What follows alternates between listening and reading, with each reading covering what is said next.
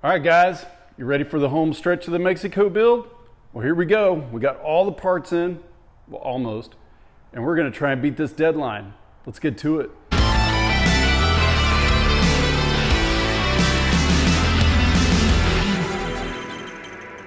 Hey everybody, I'm Bubba with X's Jeeps, and we build badass Jeeps. Here we are in part 2 of the Mexico build series. In this video, you're gonna see us install the Accutune off-road coilover suspension, the Synergy long arm suspension, the Dynatrac Pro Rock 44 front axle, the 37-inch Nitto trail grapplers on the KMC XD232 B-Lock wheels, Artec Industries skid plate system, LOD off-road rock sliders, and a whole lot of other stuff. Like, I can't even keep it all in my mind what's going on this build. But it's gonna be exciting because we have to have it all done by December 17th. It's Friday. And we don't even have all the parts in yet. Our pets' heads are falling off! But tracking info says we're good to go. So we're gonna trudge through this and get started on this build. Let's get to work. Pitter patter.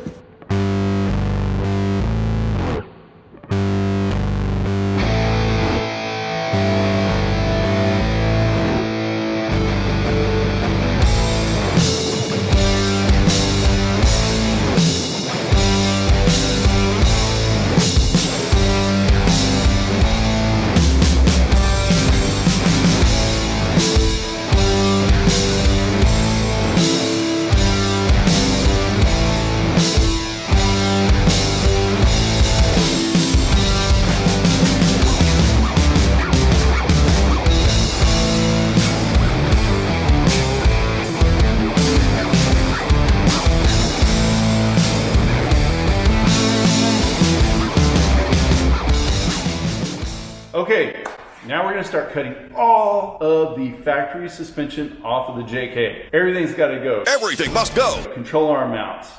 In the front, everything but the sway bar is coming off, so we're gonna take all the spring hat off the frame, the bump stop, all that stuff's coming off. Everything. Everything.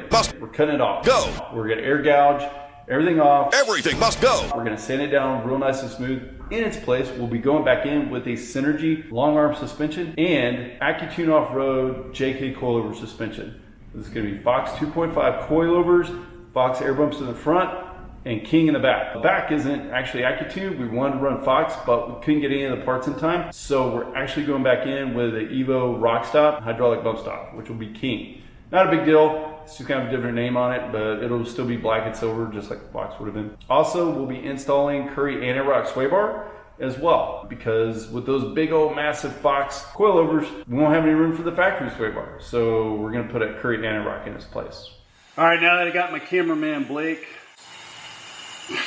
and he's gonna video while I do some of the air gouging, air arc, show you kind of what it's about.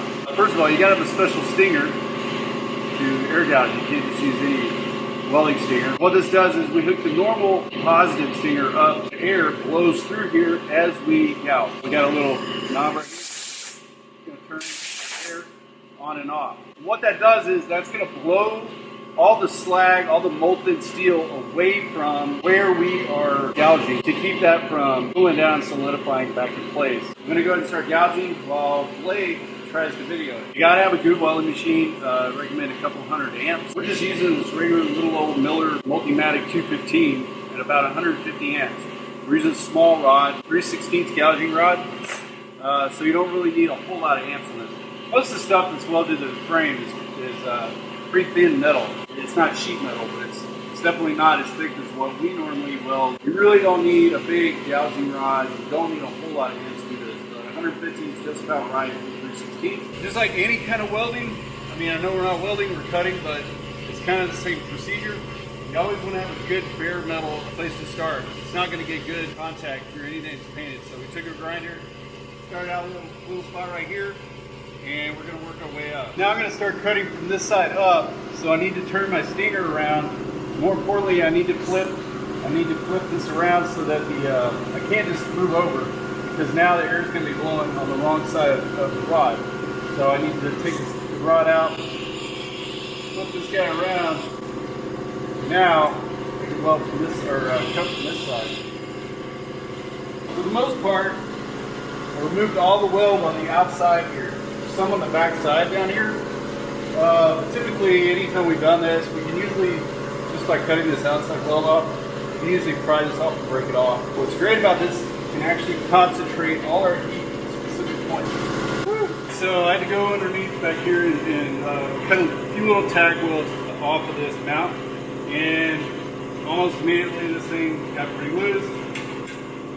See, it's right off there. So that piece is done. Now if you get in here close, you can see that we really didn't damage the frame at all.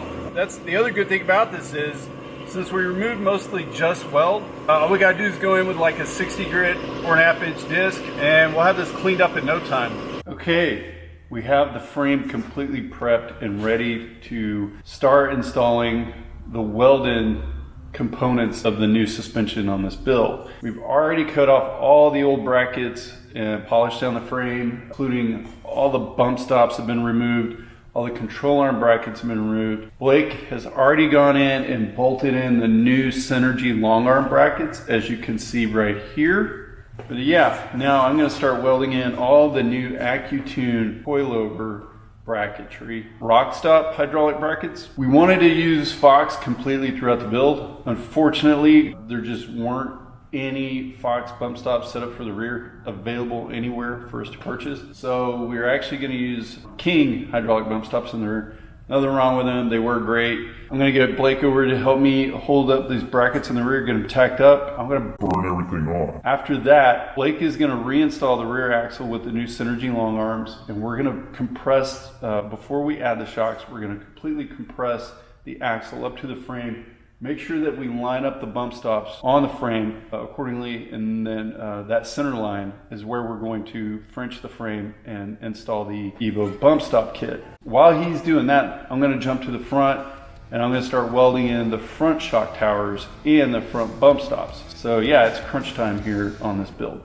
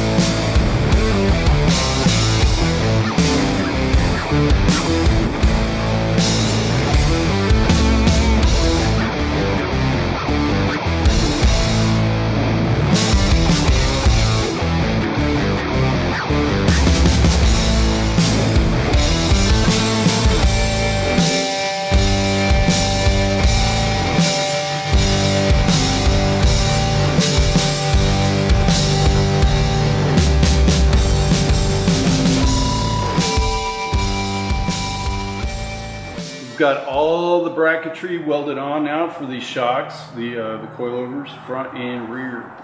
On the rear, like I mentioned earlier, Fox didn't have any of the bump stops for the rear available that I really wanted to use in this project. So we're going to be installing the Evo bump stop kit in the back. So as you can see, it's not the traditional blue that you would see with King. It's black. Some Evo's been doing for a little bit now. We're going to use their kit here. Basically, we'll be French cutting the frame, installing this into the frame itself. I'm going to take the plasma cutter right now. I'm going to notch the frame out here, and then this bracket is going to go on the frame, tacked into place. Then I'll put the can up there in place. All this basically look like that when it's all said and done, except in the frame itself. In the computer? Once that's done, we'll depressurize the bump stops. We'll bring everything back down, the axle back up to full bump on the shocks, depressurize the bump stops, and we'll figure out exactly how much bump stop spacer we need to add to the axle to make sure that we're not sacrificing any up travel, but we are going to protect the shocks. Probably bump it out just a little bit, probably 1/4 of an inch before the shocks go to full bump. That's how much spacer we'll build. The Synergy long arm kit that we are installing on this did come with a set of 3-inch bump stops for the rear, but it's just a little bit too much bump stop for this kit.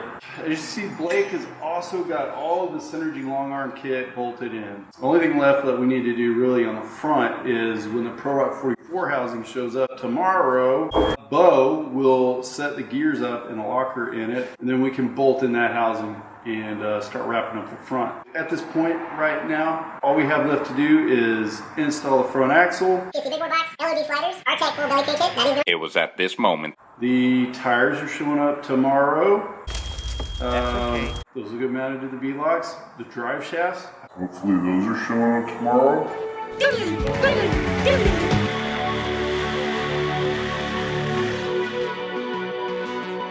Are you, Manny? Are you on? All right.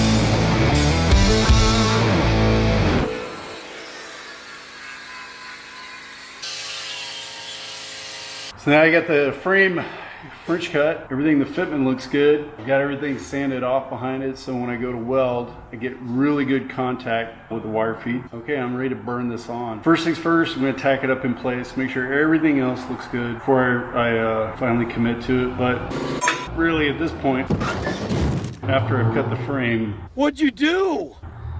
there's no turning back anyways. So let's get to tacking.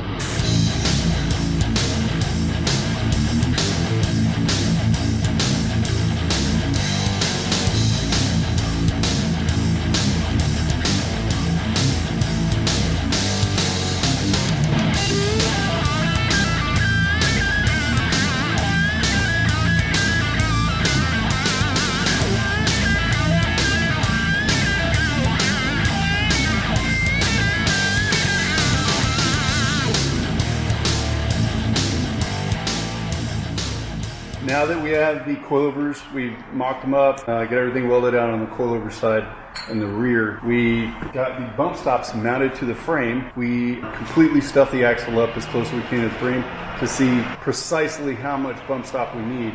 All right, so we bolted in the axle. We made a dry run with the coilovers. We cycled the suspension. Everything looks good.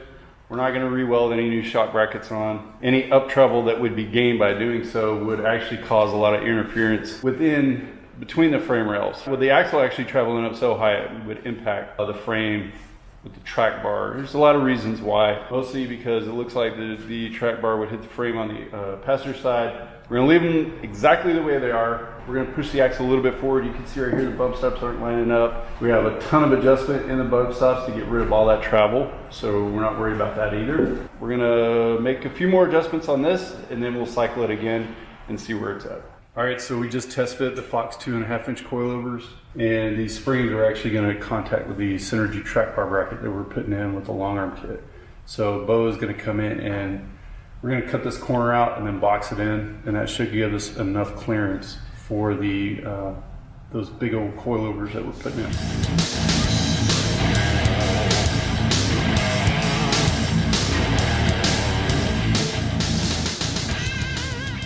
Yeah, it totally clears it. Looks great. Yeah, so you can see where we had to trim and box in the Synergy track bar bracket to give us enough clearance.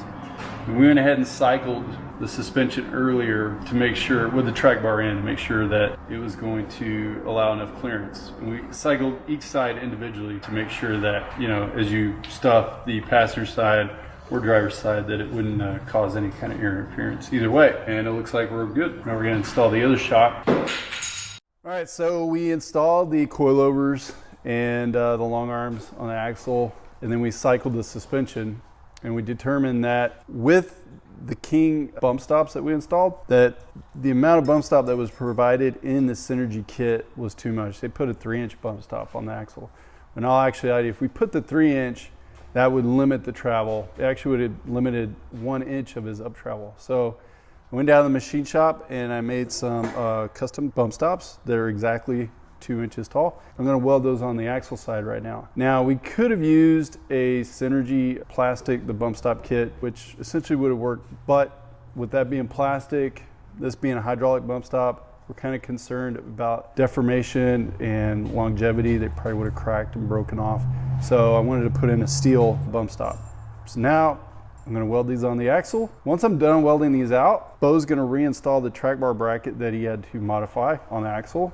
He's gonna paint everything, including the shock brackets that we had to install for the coilovers. Basically, that's pretty much done in the rear, other than you're gonna see me install some mounts for the reservoirs for the coilovers later on also. Actually, no, we did have to order a Curry anti-rock sway bar for the rear. That'll be coming in a couple days, but for the most part, everything's pretty much coming to a close in the back of the Jeep. So I'm gonna weld these on. Are you ready? I'm trying not to look at it.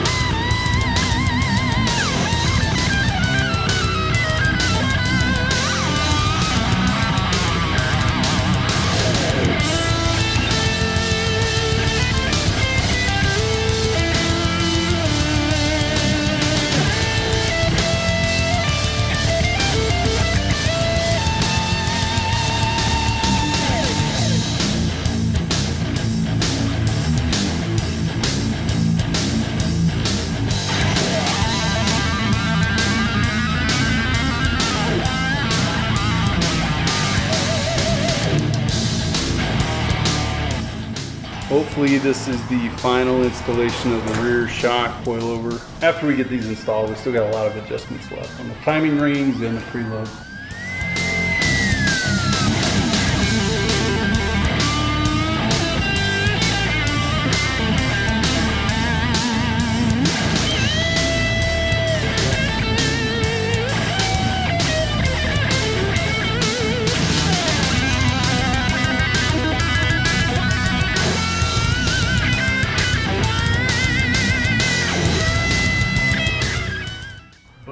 Wonderful. So good though, so good.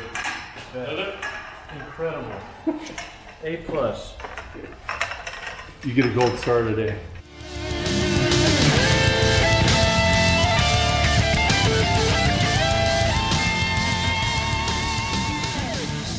Blake just got done unboxing the PSC big bore box that we'll be installing on this customer's Jeep. But before I start cutting on the frame back there, I'm gonna help hold it up. He can get some bolt started in it and get bolted up. If you want more information on the PSC big bore box that you're about to see, go check out one of our other videos. We did do a video on this exact modification already.